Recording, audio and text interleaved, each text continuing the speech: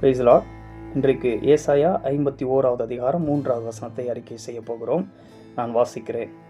கர்த்தர் சீயோனுக்கு ஆறுதல் செய்வார்.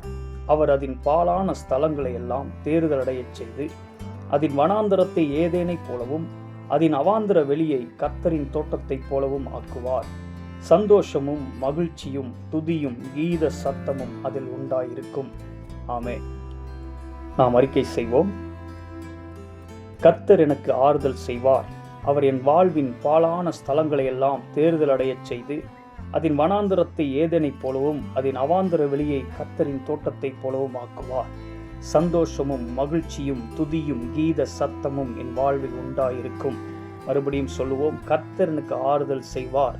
அவரின் வாழ்வின் பாழான ஸ்தலங்களை எல்லாம் தேறுதல் அடையச் செய்து, அதன் வனாந்தரத்தை ஏதேனைப் போலவும் அதன் அவாந்தர வெளியை கர்த்தரின் தோட்டத்தைப் போலவும் ஆக்குவார். சந்தோஷமும் மகிழ்ச்சியும் துதியும் கீத சத்தமும் என் வாழ்வில் உண்டாயிருக்கும். ஆமென். நாம் ஜெபிப்போம். அன்பின் தகப்பனே, ஆண்டவராகிய இயேசுவின் நாமத்தினால் மண்டில் வருகிறோம். இந்த நாளை ஆசீர்வதித்தீர், அதற்காக உமக்கு ஸ்தோத்திரம்.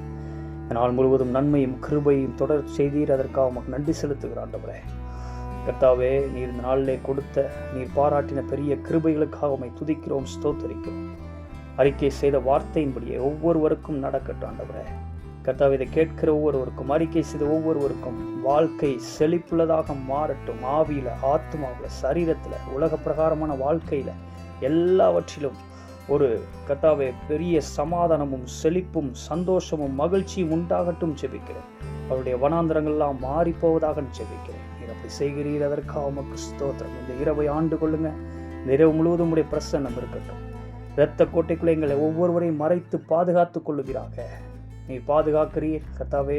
வேலை பிரச்சனைகளோடு, போராட்டங்களோடு, கர்த்தாவே பலவிதமான பலவீனங்களோடு இருக்கிறவர்கள் இருப்பார்களே, ஆனால் இன்று இரவு தூங்கி எழுந்திருக்கும் பொழுது எல்லா காரியங்களும் சரியாகட்டும் ஆண்டவரே.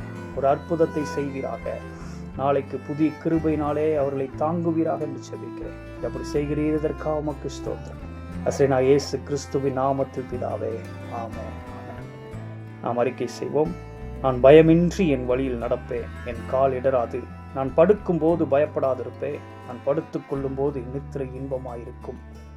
சடுதியான திகிலும் துஷ்டர்களின் பால் கடிப்பும் வரும்போது நான் அஞ்ச மாட்டேன். கர்த்தர் நம்பிக்கையாயிருந்து என் கால் சிக்கிக் கொள்ளாதபடி காக்கிறார். ஆமென். God bless you.